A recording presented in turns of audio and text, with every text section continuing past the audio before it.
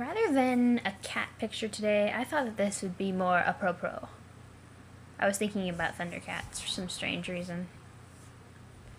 This is the same picture as a poster I have on my wall that is visible in some of my videos.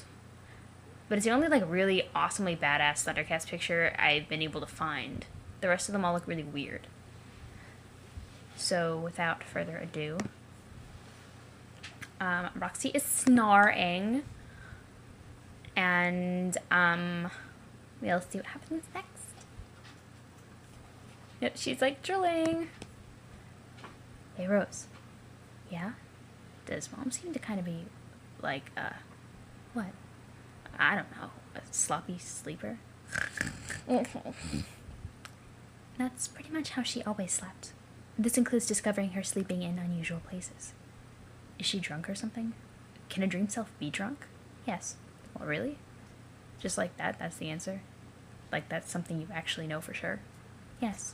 What the fuck? Is it seer powers that let you know that, or did you read it in a book? Why would someone write that in a book? How would you even know that? I know from experience, I guess.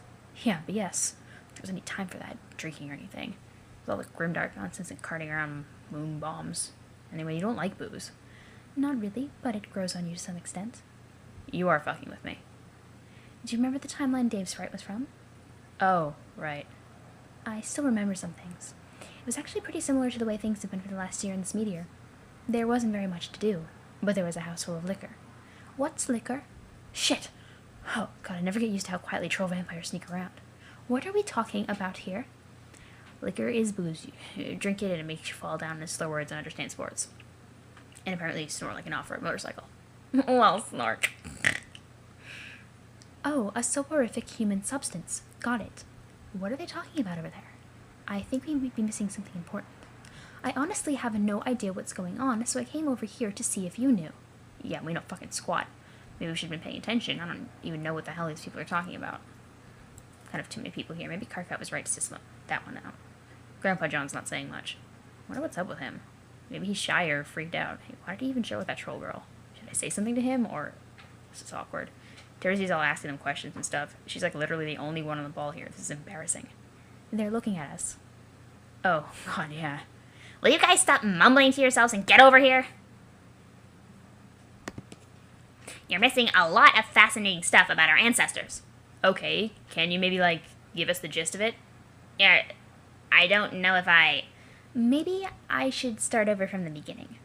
Glubba fuck. Some will kill me. Again. Make me double die. Can it happen? Can you kill ghosts? Meenah, please. Our nice new friends have missed some very important details. God almighty. Don't you see? These chumps are too polite to say they don't give a flip. Especially that poor boy you lured onto your boat. Look at him. Too polite and afraid to say anything at all. I'm not. Shh. Very well.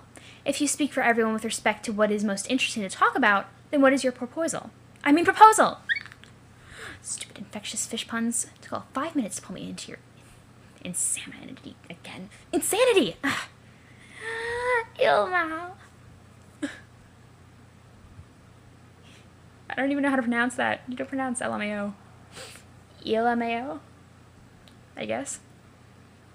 Well, we could just not worry about it and keep talking like we were before. I was curious to hear the answer to my last question. Oh, sure. You wanted to know how we all died. That's a pretty interesting story, don't you think, Meenah? Whatever. However, I don't think much of it will make sense without some major contextualization. It's really quite an amazing amount of nuance to the full sequence of events. Many different players, personalities, conflicting agendas, all interwoven together. I'll need a little time to set the stage for everything to be comprehensible, if you don't mind indulging me for a while. You could say it all started during our darkest hour, when it became clear our failure was inevitable. I took it upon myself to venture into the place of my dentist. Oh!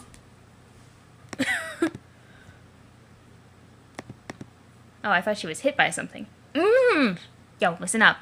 I'll make this real quick. Okay, so we all lost cut. Everybody sucked but me. So Circuit here wanted to do a scratch thing that would make us all not exist. But I found out from the monsters we could keep existing if we was a bunch of ghosts. Thing is, nobody ever has the guts to off anybody. Let alone themselves. So I blew us all the fuck up. Better luck next time. And that's loving that. Now we go stand.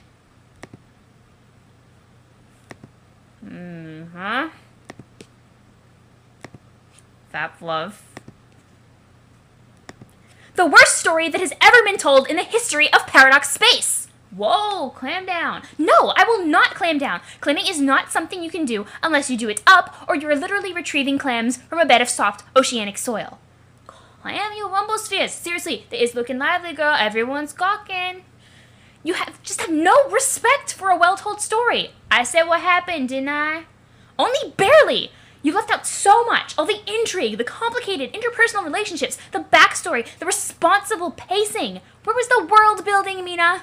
Who gives a dolphin flip through a big ring of shit? Okay, I think I finally understand the art of storytelling now, thanks to you. It turns out all you have to do is make a series of short, mysterious statements without supplying context or any further elaboration. It's all so simple. Let's try it out. Did you know that What's-His-Face Vantas in our post-scratch world grew up to be a spiritual leader followed by millions? They killed him, though. He died handcuffed to something while shouting a rude word. The end. Leon grew up to be his mate spree. She wrote stuff down and spent a long time in a cave. That's that. Their buddy Captor flew a ship for some hag. It wasn't a very cool gig. Miriam found a wiggler and died a slave. Did I mention our planet became some kind of shithole? No, I don't think I did, because it's apparently not how you tell stories. Go on.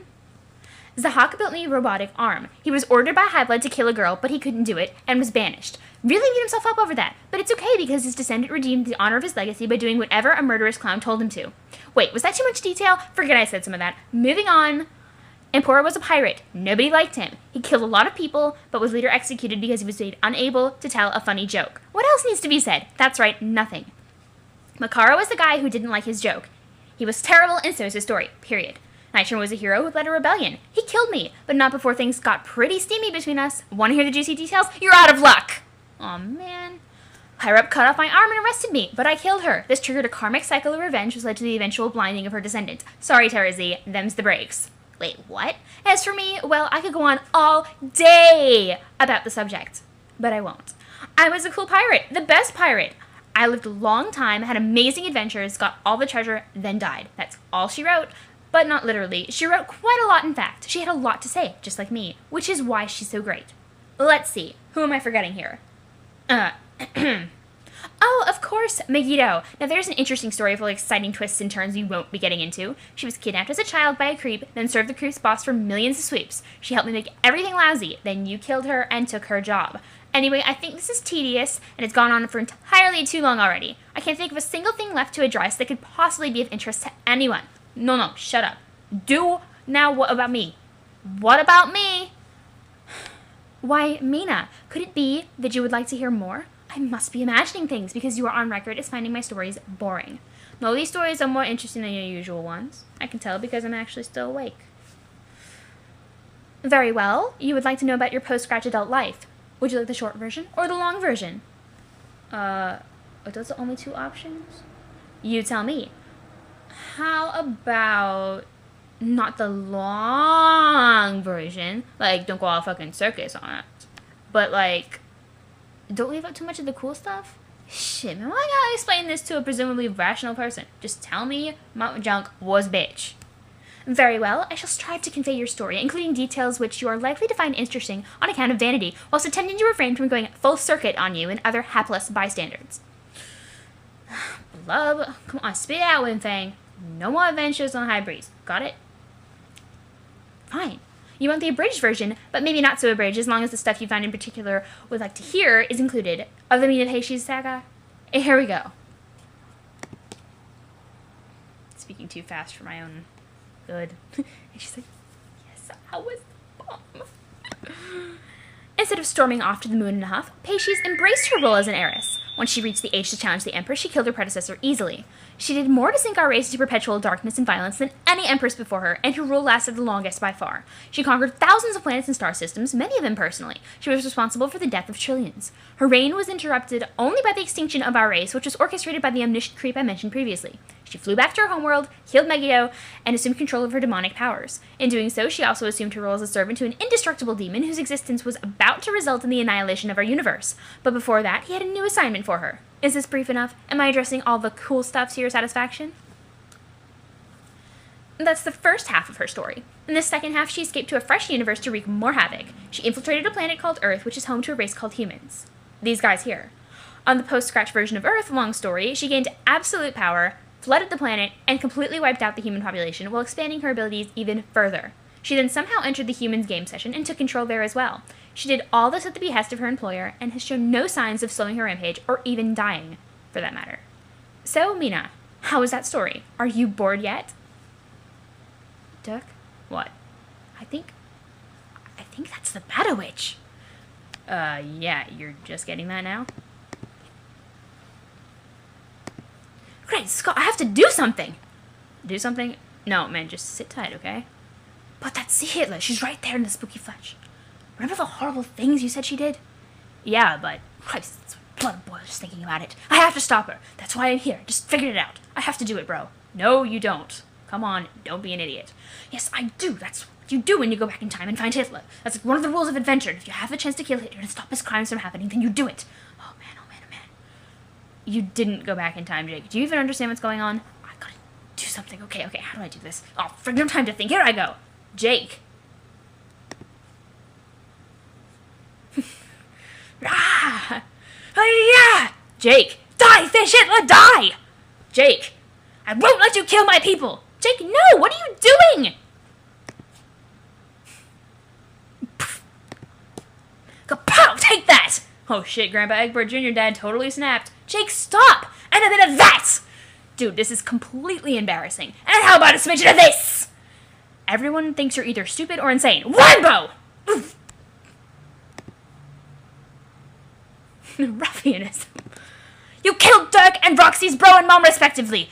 Or you will later. I cannot let that happen. No, Jake, that was in another universe. Or, I won't let you turn my planet into Waterworld. That movie was great, but not that great. She isn't the same person, though. She is, but I can't let you exploit your baked goods empire to massacre the human race. She won't grow up to do any of that. She's a pre-scratch version who...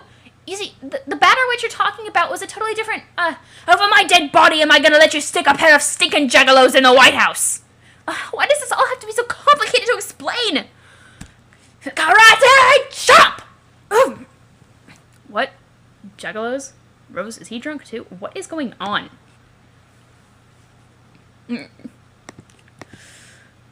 Psst. So, what is the deal with you, Mr. Brain Phantom? The deal with me? Yes. I'm not sure how to answer that. What's the deal with you? How are those horns working out for you? And also the fact that you're an alien? What's up with that? Exactly. Should I tell people about you, or? You didn't see nothing. Yes, that is true. Whoops. Jake, stop wailing on her like that! Wailing! Wait, why am I even correcting myself? Those are homonyms! Nobody could even tell which kind of wailing I meant! Dragon punch! The fuck, Jake? Jake, right in the fishy kisser! I said, stop! And there goes Jake. Meenah, are you okay? Meenah? She looks like she's excited. She's been in a daze the whole time. So cool. Oh, Jesus. So, I'm still here, right? Even though Jake woke up? It would seem so. Okay, just making sure. God, my existence is weird. Wake up. Ow, your head. The old noggin's been getting a workout lately, and you don't mean the kind you get from puzzles. Good thing your trusty skull top took most of the brunt. Also, good thing your trusty skull took the rest of it. That sturdy bone really makes up for a splendid backup helmet, you think. Speaking of your skull top, it seems someone's left you a message. Also, my throat is like scratchy from all that screaming. Time to calliope and be quiet. Alright, answer. Jake and Neytiri. It's a blingy picture.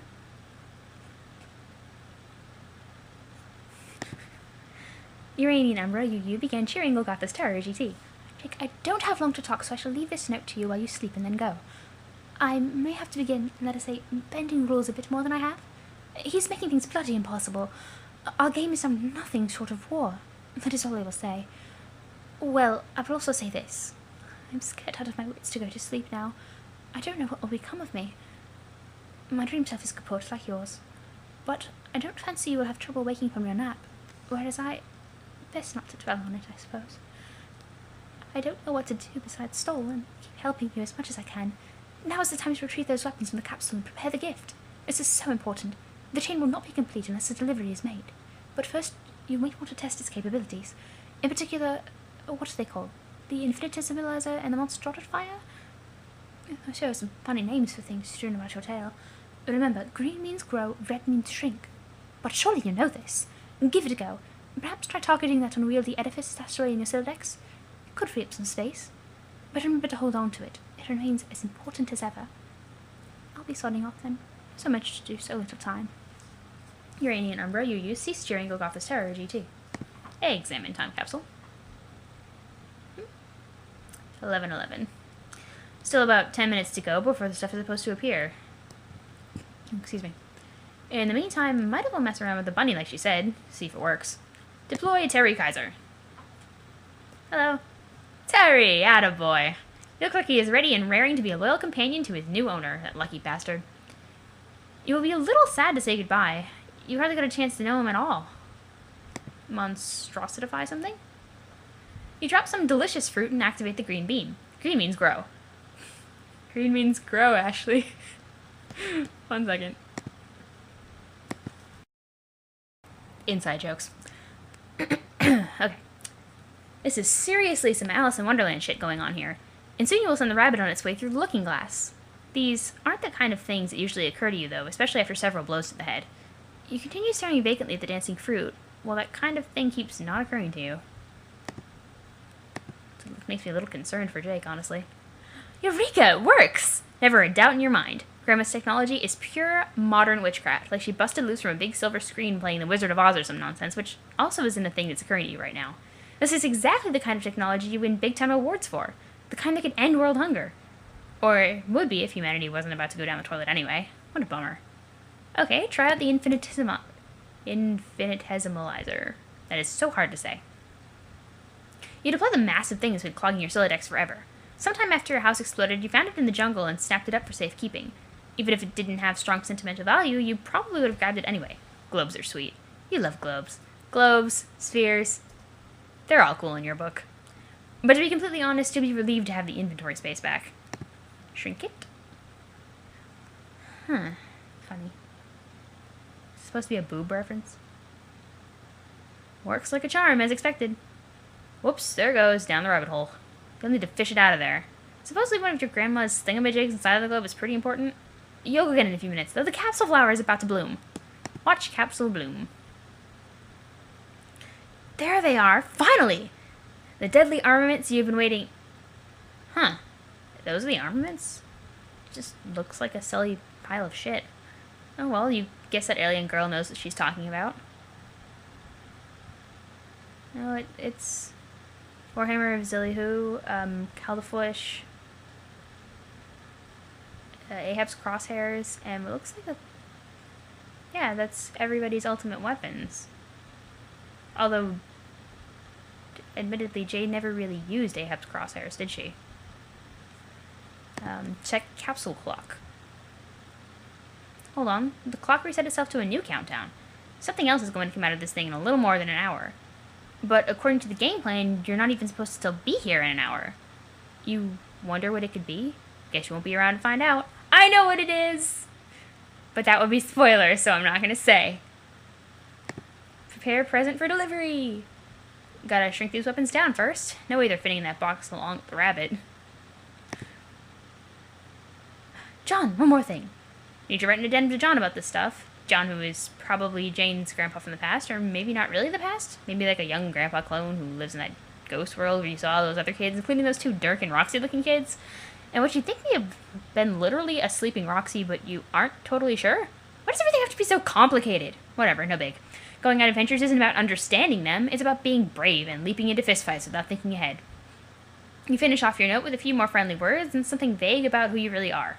You're just following your alien friend's advice on maintaining a bit of secrecy so as to not cause timeline problems, but boy is it hard keeping secrets. You can't help yourself and slip in a subtle clue that your grandmother is actually his pal Jade. Teehee.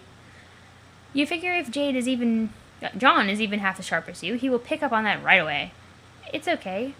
It'll just be a little secret between you and him. The pretend British alien doesn't even need to know. Alrighty. Terry's ready to go. You ask the bunny kindly to put himself back in the box. He happily complies, and there is no reason at all to ask rhetorically why he wouldn't put himself back in the box. You place him on the transmaterializer's pedestal and get ready to hit the Syndificate button one last time. You can't believe this project is finally finished. No more fun letters between you and your grandma. You guess the next time you talk to her it will be in person. Hard to believe! But then, for a guy like you, nothing is. Fast forward to live. And be really slow about it because I'm torrenting.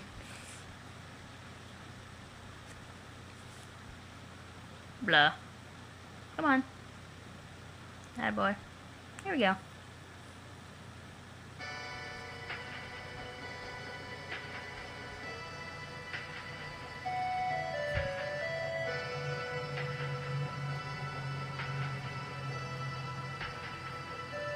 It's 1 o'clock.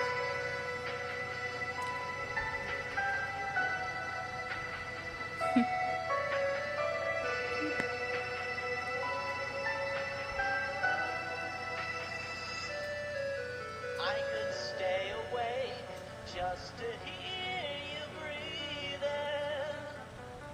Watch you smile while you are sleeping. While you're Dear John, far happy away birthday! dreaming. I could spend my life in this sweet surrender.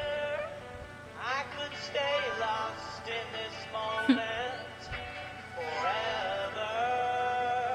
Where every moment spent with you is a moment I treasure.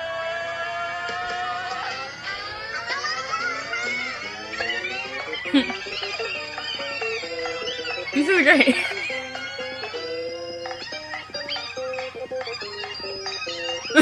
Holy shit.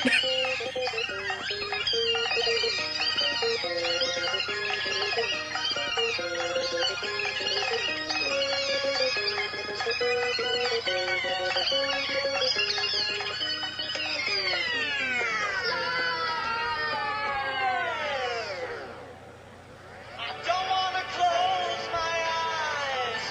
I don't wanna fall asleep 'cause I miss you, babe.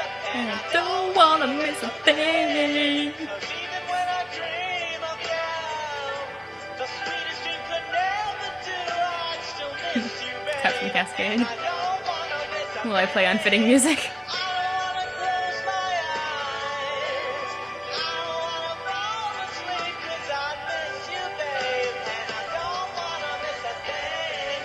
'Cause even when I dream of you, the sweetest thing could never do. I'd still miss you, babe. And I don't wanna miss a thing. Yeah, yeah, yeah. But that would mean that... Oh, Liv died in an explosion. We won't forget you this time. Either of you. Sorry, Kaiser. 11/11/11 to 4/13/09.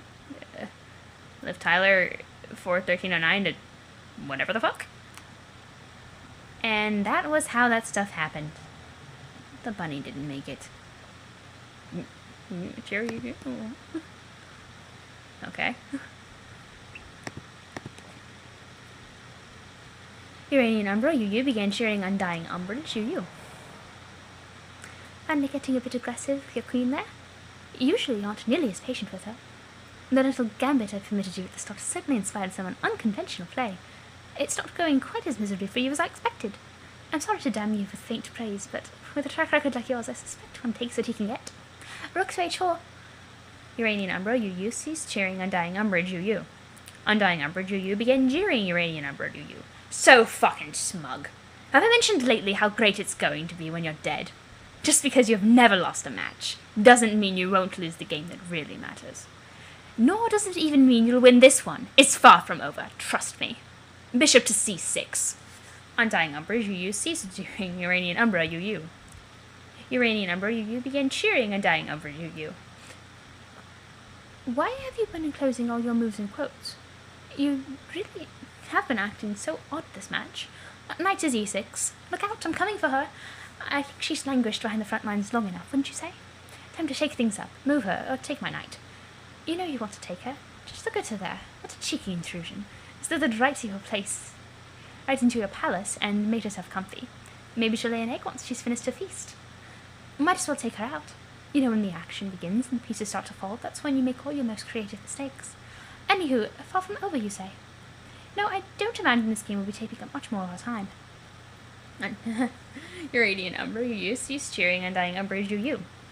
Undying Emperor Yu began jeering Uranian Emperor Yu. Oh my fucking god. Blah, blah, blah. The quotes are part of the enchantment I mentioned. Like part of a spell, you know, magic. You love magic and how it's totally real. Knight to d6. The knight is dead. Your words are boring. Undying Emperor Yu ceased jeering Uranian Emperor Yu. Time to defeat Yu.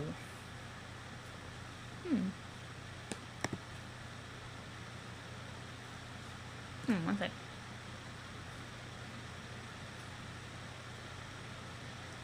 Wasn't really watching this part.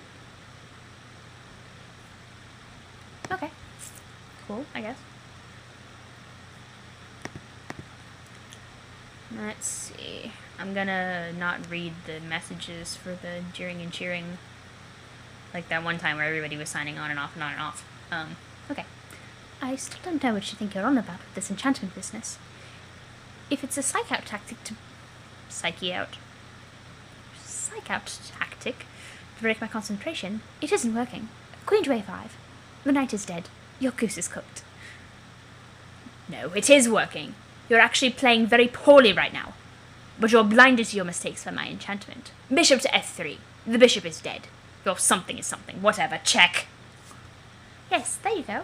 That's the sort of aggression people pay top boondoggle to see. King to d2. Pawn to b6. Bishop to d6. The knight is dead. Your serpents are lost. Check. Oh, well, shit. It sure does appear that I am in check. Guess I'll do something about that. King to f7. Oh dear, so much for your enchantment. That was a dire mistake. Mate in 4. Rook to f4. Check. King to g7. Queen to e5. Check. King to g6. Rook to g4. Check. One more to go, love. Well, what is left for me to do? Besides accept my defeat gracefully. King to h7. That's a fine attitude. Maybe you are finally making some progress in the realm of sportsmanship. Queen to g7. Checkmate. No, it isn't. What are you talking about? Don't be a poor sport again. You were doing so well there, relatively speaking. The game is over. Better luck next time, bro.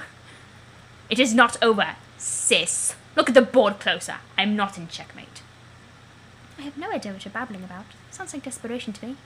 I'm looking at the pieces. Your king cannot step anywhere that does not put him in check. Nor can the threat to him be eliminated by other means. You have been mated. The king is dead. Your enchantment has failed. That is not my king. This is becoming silly. Unless you have something to say about the game, which actually makes sense, I am done with it. I have more important things to do. You're not done with anything, unless you want to forfeit. Look closer at the king and queen. And then remove their crowns.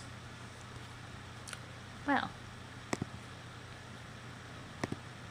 Okay, move. I have a really hard time following chess games when they're given with the, blah blah blah.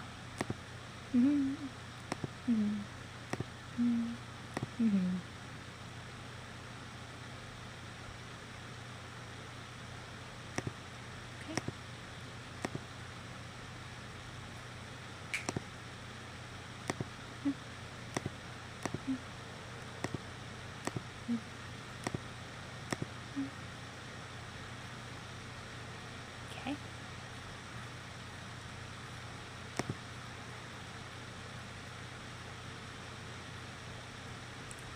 Oh my. Oh bloody hell. This was your enchantment? Are you serious? Ugh, this is your shittiest twist yet. Well played, sis. You checkmated my queen. Ah, ha, ha, ha, ha, ha, ha. This is so fucking funny. I'm just astonished. Not at the guile of your little ploy, but by the fact that you actually seem to think this was clever ruse. It's just so painfully daft, I'm speechless. Never saw someone speechless who had so much to type. I thought you of all people would appreciate my modifications. The clones are really nice and well crafted, form-fitting, hardly having any height, like cupping a tooth. You are completely fooled, and now the coveted prankster's gambit between us belongs to me. This is absurd. You nag incessantly for me to allow you to reverse the starting positions of the king and queen. I only agreed to get you to shut up about it, and regardless, I knew I could beat you anyway, even with your initial advantage, and I was right. How could you claim this as a legitimate strategy? You broke the rules. Hey, I didn't break any rules. I merely asked if you would agree to me swapping the start positions of the king and queen, and you did agree. But then I didn't actually do it. When did I say I would? Never. I was only gauging your willingness to make the exception. I then went about decorating my king and queen with nice little hats, which is also not against the rules. You do it all the fucking time. You get your game pieces, horns and shit. You even gave them names and bloodcasts. Yuck. So if you have a problem with my decorations, I say pot. Allow me to introduce you to the fucking kettle. I cannot believe you are defending this maneuver. Yes, I suppose some of those tactics are technically within the bounds of the letter of the rules, but the entire charade was highly disingenuous and unsportsmanlike. It is unbelievably childish, even for you. I know, I am a child. So are you. It just so happens that you are a child. We've just got fucking served. It is not against the rules to be childish, or disingenuous, or unsportsmanlike. It's also not against the rules to be a bastard, which is another thing I am. Every single thing I did was legal. A queen, disguised as a king, made moves like a king, which is within its capability. This was done to deceive you. My king, disguised as a queen, made moves like a king, because doing otherwise would break the rules. But you believed it had her powers, and I used this to my advantage, which was hilarious to observe, watching you back away from threats, which was in truth a distant king. All the while my ruse, patently obvious in hindsight, went embarrassingly undetected. No rules broken, not once. In fact, if anyone here broke the rules, it was you. What? Absolute bollocks. What rules did I break? This ought to be good. You agreed to let me start with the king and queen swapped positions. It's against the rules to make an exception like that, even if your opponent is being obnoxious about it. Your willingness to break the rules is disgusting to me. You should feel ashamed of yourself. Luckily, at least one of us has respect for the rules. I stood with all my pieces in the correct position, in spite of your willingness to allow those rules to be broken, which, as I have addressed, is totally shameful. You're very fortunate to have a bro who respects the integrity of this game even when his sis might falter. A bro who, while fully adhering to the rules and exposing your hidden shameful tendencies, still managed to defeat you. You prick! Oh, I could just strangle you. You don't even know how tempted I am to do so right now. I did not break the rules. I was doing you a favour. In any case, you say you managed to beat me. When did that happen? Even though you exposed your rules, you haven't actually mated me yet, Grandmaster Bro. Then you admit the game continues to be perfectly legitimate and still in play? Bring it on! Queen to c2. Check. Feature you. Oh god. This is good. I have to keep going. King to e3. Rook to e3. Check. Someone's in deep shit. Look at this royal cock-up. This is so stupid. Now I either have to sacrifice my queen or move my king into a strategically horrible position. What am I going to do with this? Yes, it sure is a strategic dilemma. Who would have thought that the game of chess would present such a scenario? Do you forfeit? You wish. To hell with it. Sacrifice the queen. I still put odds in my favour with my rooks and bishops versus your bishop, rook, and queen. I bested you before with less material initiative on my side. Queen to c3. The rook is dead. My bro is an ass. Whoa, what a huge mistake. I think I must be in your head even more than usual. Queen to c3. The queen is dead. The bitch fucked up. Check. Oh, shut up and play. King to e2. Pawn to e5. Rook to c4. Another idiotic blunder. This is so easy. Queen to f3. Check. King to d2. Queen to d5. Check. On the fucking run. Shush. King to c2. Queen to d6. The bishop is dead, his flesh consumed. Wait, where did you put it? You better not just literally eaten the bishop. Rook to c8, check. King to d7. Rook to h8. The rook is dead. Our shits weren't given. Queen to c5. Ha ha! Check. Any fuck. No, I don't imagine this game will be taking up much more of our time. Did someone let the snakes loose? Or was it the sound of my vicious burn? Ugh. King to d2. Queen to d5, check. King to e2. Queen to f3, check. King to d2. Queen to g4. The rook is dead. Our chess set is shrinking. Will you stop doing things with the dead pieces? I swear, as if the juvenile enchantment wasn't enough. It turns out you are also losing or destroying pieces deliberately. I am going straight up flip a bitch. Rook to f7, check. King to c6. King to c2. Wow, another awful move. You're playing almost as shitty as I usually do. Looks like my enchantment worked better than I thought. For something that was in reality fake-ass magic. Queen to e4, check. King to b2. Queen to h7, the rook is dead. The jig is up. Mate in 4, or less. And, there go the movements to which everybody chooses all freaking die or some shit. Because Caliborn is kind of a jerk and stuff. And please stop being arrows, because I wanted to end in a sentence, but I guess I can't.